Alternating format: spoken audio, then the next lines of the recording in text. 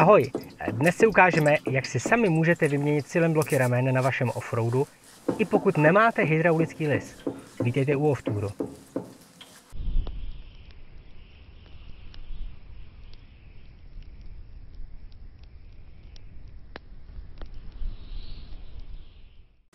Prvním krokem je demontáž ramena. Před povolováním jakýchkoliv šroubů na podvozku doporučuji očistit a namazat závity.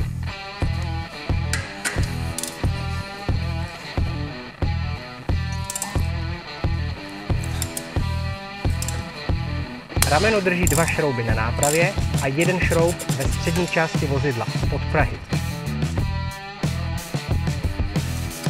Začal jsem povolovat matky, ale šrouby zatím nechávám na svém místě.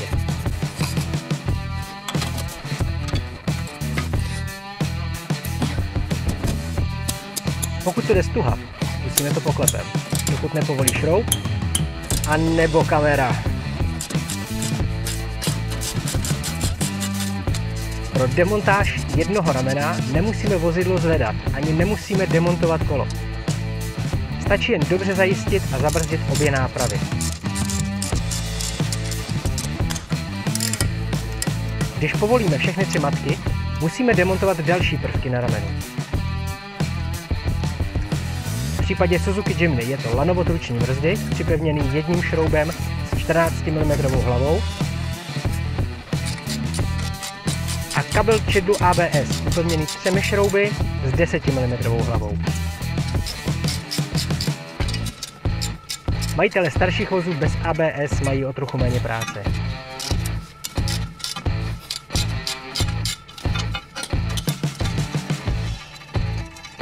Když je hotovo, začínáme vyndávat šrouby držící rameno. Začneme od středu a postupujeme ke konci vozidla.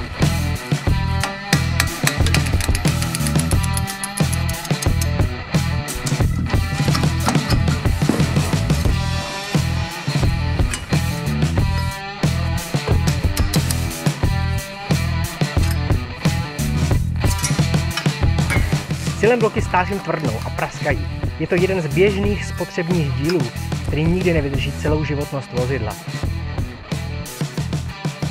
Než začneme s demolicí starého silent bloku, ujistíme se, že ten nový bude pasovat.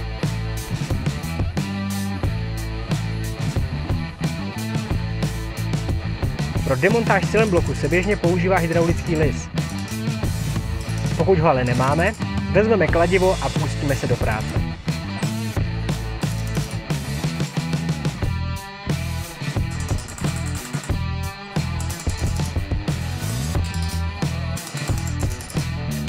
Vypadá to sice jako zdlouhavá práce,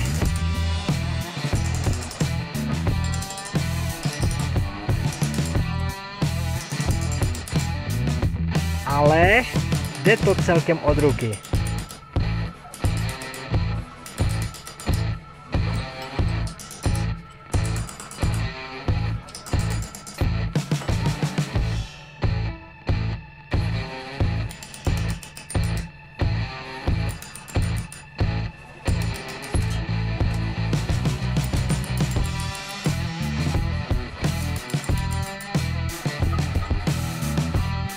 A netrvalo dlouho.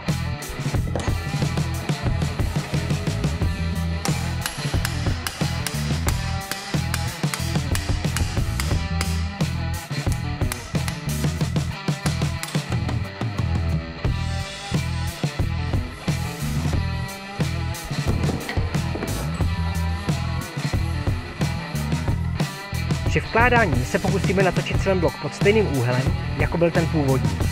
Pro nalisování nového silent bloku použijeme svěrák a podložku, například velký stranový klíč. Pokud použijeme olej, vyvarujeme se jeho kontaktu s gumovou částí. Zalisovaný silent blok by měl být zároveň na obou stranách. Hotové rameno už pak jenom namontujeme zpět a máme hotovo. Pokud se vám videonávod líbil, dejte videu like a nezapomeňte odebírat kanál Offtour. Já se těším zase příště, zase z nějakého výletu. Tak ahoj.